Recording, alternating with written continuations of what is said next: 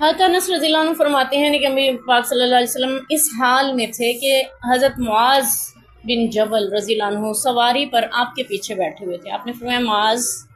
بن جبل، انہوں نے عرض کیا لبیک وسعدیک، لبیک یا رسول اللہ وسعدیک، یعنی اس کا مفہوم یہ ہے کہ اللہ کے رسول میں حاضر ہوں اور مستعد ہوں، یعنی حکم کریں.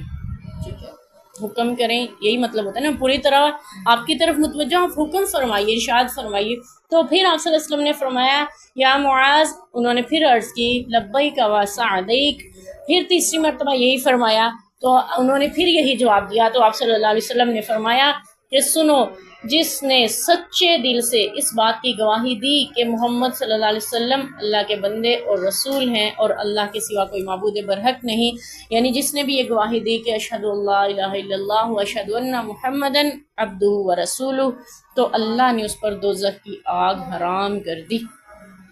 اتنی بڑی خوشخبری. معاذ رضی اللہ عنہ کہنے لگے، انہوں نے عرض کیا اللہ کے رسول، کیا میں لوگوں کو اس کی خبر دوں تاکہ وہ خوش ہو جائیں کہ لا الہ الا اللہ پڑھ لیا تو جنت مل جائے، سچے دل سے اقرار کر لیا نا اللہ کی بندگی کا، وحدہ لا شریک ہونے کا، محمد صلی اللہ علیہ وسلم کے بندے اور رسول ہونے کا اللہ تعالیٰ کے، تو پھر جنت واجب ہو جائے گی. آپ صلی اللہ علیہ وسلم نے فرمایا اگر تم، یعنی یہ مفہوم ہے کہ اگر تم نے ان کو خبر دے دی تو لوگ تو اسی پہ بھروسہ کر لیں گے، پھر عمل نہیں کریں گے، تو انہیں عمل بھی کرنے دو. تو معاذ رضی اللہ عنہ فرماتے ہیں کہ یہ حدیث انہوں نے اپنی موت کے وقت اس ڈر سے بیان کی کہ کہیں علم چھپانے کا گناہ ان کو نہ ہو، کیونکہ علم کا چھپانا جائز نہیں ہے. تو اس لیے یعنی وہ علم جو اللہ تعالیٰ نے ان کو دیا ہے، جیسے قرآن پاک اور حدیث کا علم، تو اس کو چھپانے کی اجازت نہیں ہے بلکہ لوگوں تک پہنچانے کا حکم ہے. اس ڈر سے انہوں نے کہ کہیں مجھ پہ قیامت کے دن اس کو چھپانے کا گناہ نہ ڈال دیا جائے، انہوں نے اس حدیث کو بیان کیا. البتہ اس کو بھی دیکھا جائے تو ایک بہت وسیع مفہوم رکھتا ہے. ہمیں تو آسان ہے نا، ہم تو عربی جانتے نہیں ہیں، اس کے مفہوم کو سمجھتے نہیں ہیں، اس کی وسعت کو نہیں سمجھ سکتے. ہمیں تو بس یہ پتہ ہے کہ لا الہ الا اللہ محمد رسول اللہ کہنا ہی تو اس میں کیا.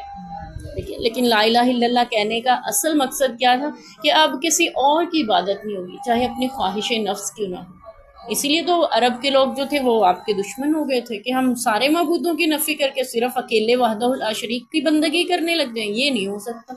ٹھیک ہے. اور پھر محمد رسول اللہ صلی اللہ علیہ وسلم کہنے کا مفہوم یہی تھا، مقصد یہی تھا کہ اب جو ہے اطاعت رسول پاک کی ہوگی، اپنی مرضی ختم، اپنے معاشرے کے رسم و رواج ختم، اپنی زندگی کی ترجیحات ساری بدلنی پڑیں گی، اپنے آپ کو پورے کا پورا نبی پاک کی اطاعت میں لانا پڑے گا. یعنی یہ ان دو کلموں میں پوری زندگی، پورا اسلام بیان ہو رہا ہے. تو یہ اسی لیے ان کے لیے مشکل اور گراں تھا، اور نبی پاک نے اسی لیے فرمایا جس نے یہ صدقے دل سے کہا، چاہے اس سے بعد میں عمل ہوا یا نہیں ہوا نا، یعنی یہ ہم اس کا مفہوم بیان کر رہے ہیں، لیکن صدقے دل سے یہ اقرار تو کیا نا، میں بندگی صرف اللہ کی کروں گا، کہ میں عبادت صرف اللہ کی کروں گا، میرے لیے معبود برحق صرف اللہ وحدہ لا شریک ہے. جب اس کا اقرار کیا اور اس کا اقرار کیا کہ میں اطاعت پیغمبر خدا صلی اللہ علیہ وسلم کی کروں گا، تو سیدھی سی بات ہے اس پہ جنت واجب ہے. ٹھیک ہے، تو اس لیے اس پہ خوشخبری ہے. تو اللہ تعالیٰ ہمیں اس بشارت کا مصداق بھی ٹھہرائیں اور با عمل بھی بنائیں، اس کے مطابق زندگی گزارنے کی بھی توفیق